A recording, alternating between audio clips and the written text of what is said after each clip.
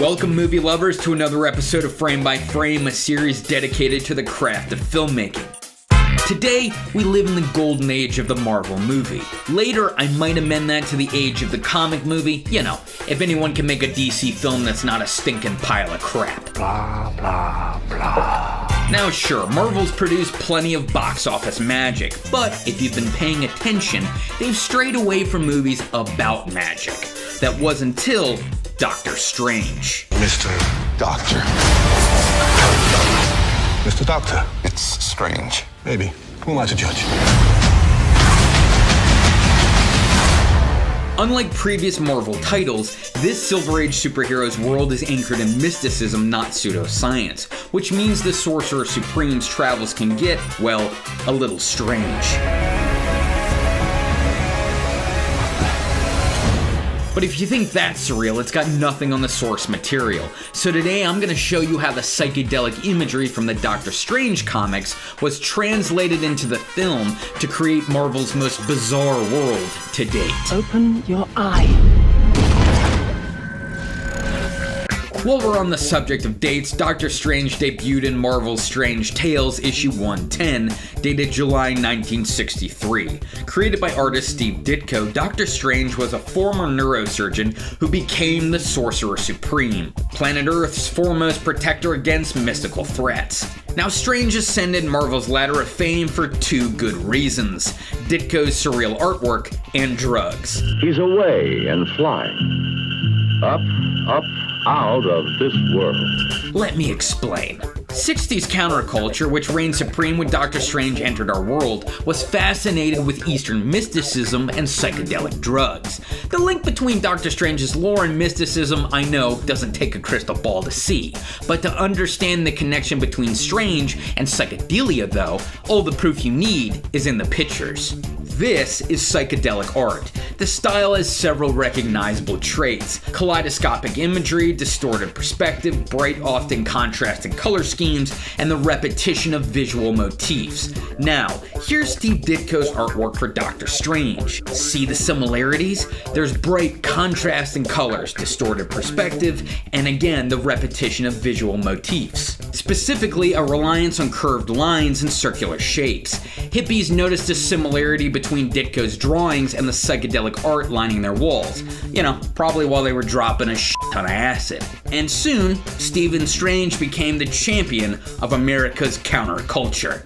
The question now is, how did Ditko's artwork inspire the visual effects of Doctor Strange, the movie? Well, let's start with the color palette.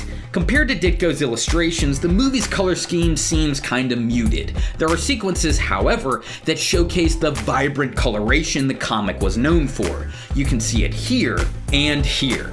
If you pause this image, you'll notice another familiar element. See these interconnected circular objects right down here? Yeah, these shapes are clearly copied from Ditko panels like these. You can also see Ditko's use of curved lines and circular imagery throughout these trailers. Both Strange's spells and the window of the worlds shown here are designed using these visual motifs. Even the motion behind many of the VFX is circular.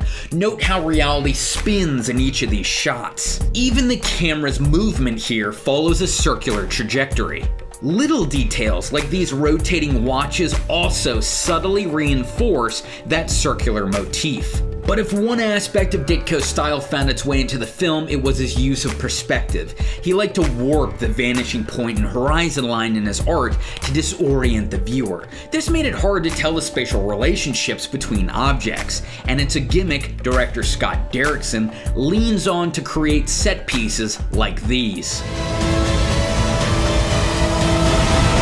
And let's not forget kaleidoscopic imagery like this. This doesn't make any sense. Not everything does. Not everything has to. These mirrored patterns are a staple of psychedelic artwork, the same aesthetic Ditko co-opted to create Doctor Strange. But let's freeze time for just a second here. Okay, so we've seen three different realities: the psychedelic art of the 1960s, Steve Ditko's conception of Doctor Strange, and director Scott Derrickson's realization of the Sorcerer Supreme. But how did these realities all fit together? Well, psychedelic art inspired Ditko's illustrations, whether he'd admit it or not, and Ditko used distorted perspectives, clashing colors, and reoccurring visual motifs, particularly curved lines and circular imagery, to create the hero's surreal universe. Derrickson, though, strays from going fully batshit experimental, like Ditko did in the comics, with the film's visuals, especially when it comes to the use of color. Yet, Derrickson's imagery follows the same use of perspective, line, and visual motifs established by Steve Ditko's artwork.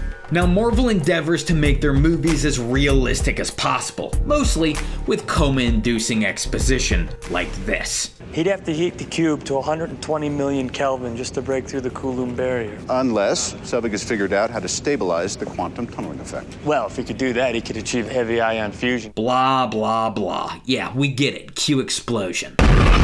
Hopefully, Marvel does away with all that pseudoscience and recognizes the true value of Doctor Strange. That he's the protector of a realm that defies explanation, and that both he and his world are all the more marvelous for it. Have a good trip, Mr. Strange. Now, Doctor Strange is a master of the mystic arts, which makes the Sorcerer Supreme a perfect ambassador for this month's Loot Crate theme, magical, a celebration of fiction's most stupendous spellcasters. But what's so magical about Loot Crate? Well, it's a monthly subscription service that delivers a crate like this one to your door every month. Similar to October's Horror Crate shown here, each box contains pop culture inspired gadgets and gear, a $40 value for less than $20 a month. All you need to do is sign up by the November 19th cutoff at 9 p.m. Pacific to get your loot. So, if you'd like to join, follow the URL on screen and enter the code FRAME to save 10% on your subscription. And don't worry, no incantations are necessary to subscribe. Thank you for watching, ladies and gentlemen, and make sure to subscribe to this channel, Film Theory, for more fantastic film-related content. If you'd like to check out more Frame by Frame, click the frame to the left. Or if you'd like to check out a Film Theory episode, click the frame to the right. And until next time, my name is Kyle, and this has been Frame by Frame.